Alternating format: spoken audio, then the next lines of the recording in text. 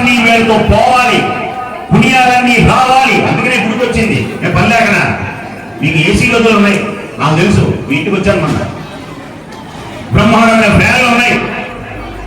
కమ్మగా ముసలి అయితే 11:30 నిద్రపోతారు, కోడలు అయితే 1:30 లేస్తారు అంటూ. తింటే లేదు మళ్ళీ నిద్ర నిద్ర పిచ్చి మాటలు ఇవన్నీ లేవు. ఇవాళంతా శివమయం. చేతుల పైకెత్తండి. భక్తి ఛానల్లో చెప్పేది నేనే. చేతుల పైకెత్తండి. ఓం నమ శివాయ. ఇంకా ఇంకా ఓం నమ శివాయ, ఓం నమ శివాయ. ఇదే మాట్లాడాలి, ఇదే పుణ్యం.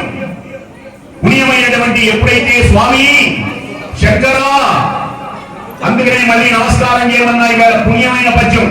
అమ్మల గన్నయమ్మ ముగురమ్మల మూలపుటమ్మ చాలా పెద్దమ్మ సురారులమ్మ కడుపారటి పుచినయమ్మ తన్నులో నమ్మిన వేపుటమ్మల మనంబులను నెడి అమ్మ దుర్గమాయమ్మ కృపాభినిత్సుగ మహత్వ కవిత్వ పటుత్వ సంపద.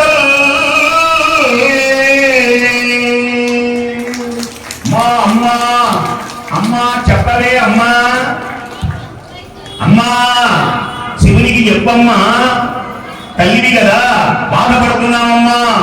అమ్మా అయ్యా శివయ్య కాపాడు.